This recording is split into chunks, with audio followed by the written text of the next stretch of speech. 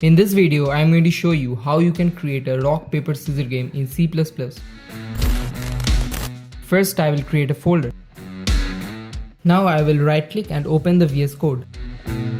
Now I will create a file that I will name rockpaperscissor.cpp. First, I will include some libraries that I will use in this program. iStream provides input and output functionality.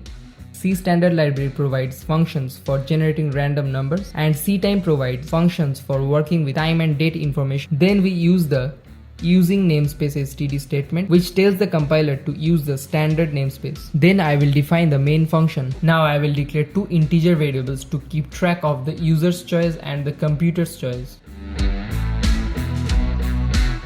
Then I will print the game title and options for the user to choose from. I use the sin statement to read the user's choice from the keyboard. Then I use if-else statement to display the user's choice. If user chooses 1, then I will print you choose rock. Else if user chooses 2, then I will print you choose paper. Else you choose scissor. Now for computer, I will generate a random number between 1 and 3 using the rand function.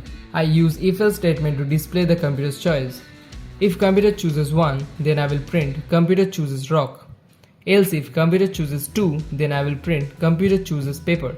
Else I will print computer chooses scissor. Then I use if-else statements again to determine the winner of the game. If user equals to computer, then I will print match tie.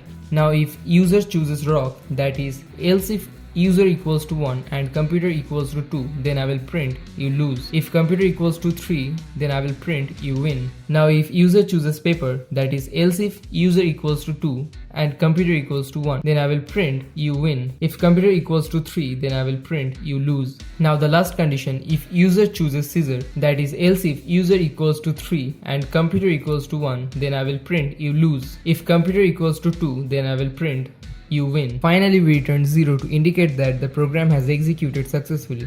One more thing we have to do, we use the rand function to seed the random number generator. This ensures that we get a different random number every time the program runs. We pass the current time as the seed value. Now I run the code.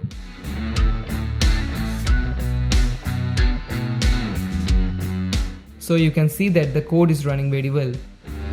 You will find the complete code in the description. Thanks for watching this video. Subscribe the channel if you want more videos like this.